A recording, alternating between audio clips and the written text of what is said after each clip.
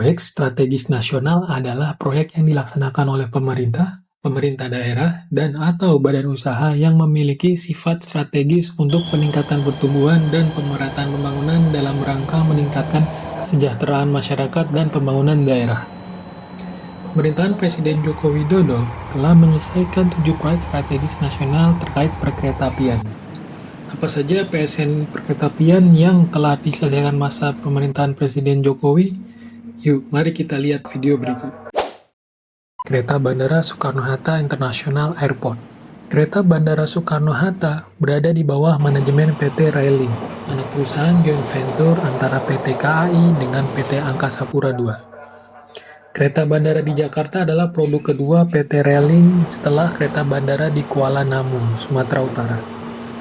Total investasi yang dikeluarkan sebesar 5 triliun rupiah dan ditargetkan bisa mengambil alih 30% penumpang yang selama ini menuju bandara dengan mengendarai mobil. Kereta Bandara Soekarno-Hatta diresmikan oleh Presiden Joko Widodo pada 2 Januari 2018. Kereta rel listrik Inka seri EA203 yang lebih dikenal dengan sebutan Kereta Rel Listrik Airport Railing Service Bandara Soekarno-Hatta adalah kereta rel listrik produksi PT Inka Madiun bekerjasama dengan Bombardier yang digunakan untuk layanan ekspres dari stasiun Manggarai menuju Bandara Soekarno-Hatta di Tangerang, Banten. Lintas Rel Terpadu atau LRT Sumatera Selatan umumnya dikenal sebagai LRT Palembang. LRT ini merupakan sebuah sistem angkut cepat dengan model lintas rel terpadu yang beroperasi di Palembang, Indonesia. LRT ini menghubungkan Bandar Udara Internasional Sultan Mahmud Bahrudin II dengan Kompleks Olahraga Jakabaring. Proyek ini menghabiskan dana sedikitnya 10,9 triliun rupiah. Pembangunan prasarana LRT Palembang selesai pada Februari 2018. Operasi penuh LRT Palembang dimulai pada 1 Agustus 2018 dengan 6 stasiun prioritas dibuka untuk melayani penumpang dari dan menuju tempat pertandingan Pesta Olahraga Asia 2018. MRT Jakarta. Moda Raya Terpadu Jakarta atau MRT Jakarta adalah sistem transportasi rel angkutan cepat di Jakarta. Proses pembangunan moda transportasi ini dimulai tahun 2013. Jalur pertama layanan MRT Jakarta dioperasikan pada tanggal 24 Maret 2019. Layanan MRT Jakarta dioperasikan oleh PT MRT Jakarta, badan usaha milik daerah DKI Jakarta. Jalur yang telah beroperasi saat ini merupakan jalur sepanjang 15,7 km dengan 13 stasiun yang terbentang antara stasiun Lebak Bulus dengan stasiun Bundaran HI. Pembangunan MRT fase 1 ini menelan biaya 16 triliun rupiah. Fase 1 MRT Jakarta diresmikan tanggal 24 Maret 2019 oleh Presiden Joko Widodo. MRT Jakarta menggunakan kereta rel listrik yang diproduksi oleh konsorsium Nippon Sharyo dari Jepang. Rangkaian kereta ini dikenal juga dengan nama Ratangga yang diambil dari Kakawin Sutasoma karangan Empu Tantular. Kereta Bandara Yogyakarta. Kereta Api Airport Railing Service (YAIA) juga disebut LIN Bandar Udara Internasional Yogyakarta merupakan layanan kereta api bandar udara yang melayani relasi Yogyakarta Bandara Internasional Yogyakarta. Jalur kereta saat ini dioperasikan oleh KAI Bandara.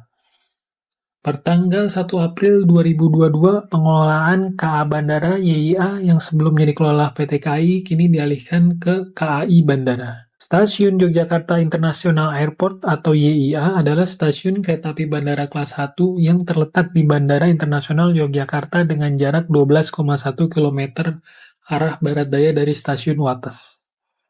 Pengoperasian stasiun ini beserta kereta bandaranya untuk umum dimulai sejak 1 September 2021.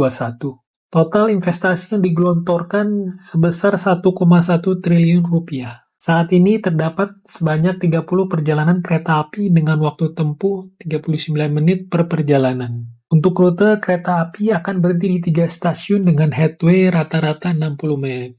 3 stasiun yang melayani perjalanan KA Bandara YIA adalah Stasiun Tugu Yogyakarta, Stasiun Wates, dan Stasiun Bandara YIA. Kereta api Makassar Parepare.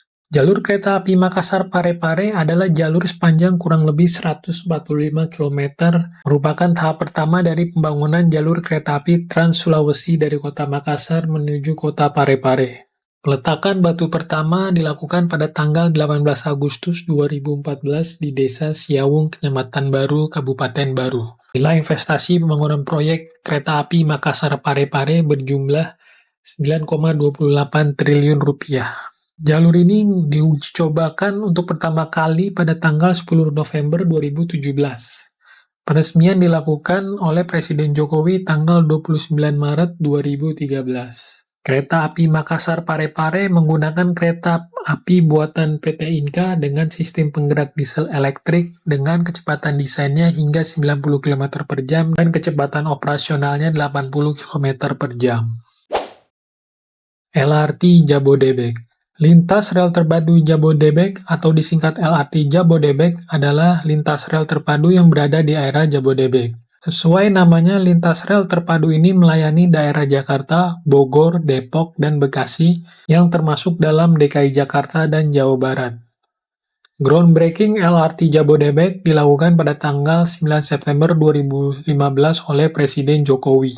LRT Jabodebek mulai beroperasi pada 28 Agustus 2023 dan diresmikan oleh Presiden Jokowi dan dioperasikan oleh PT KAI. Pembangunan LRT Jabodebek melibatkan 4 perusahaan BUMN, yaitu Adikarya, PT Line Industri, PT Inka, dan PT KAI. Total investasi proyek LRT Jabodebek mencapai 32,2 triliun rupiah. Kontrak pembuatan rangkaian kereta ini ditandatangani tanggal 18 Januari 2018. LRT Jabodebek memesan sejumlah 31 rangkaian dengan 6 kereta di setiap rangkaiannya sehingga total ada 186 unit kereta. Kereta cepat Jakarta-Bandung. WUS, atau yang sebelumnya dikenal sebagai Kereta Cepat Jakarta-Bandung, adalah sistem kereta api berkecepatan tinggi pertama di Indonesia dan di Asia Tenggara. Kereta ini memiliki kecepatan operasional hingga 350 km per jam dan memiliki relasi Tegaluar-Halim.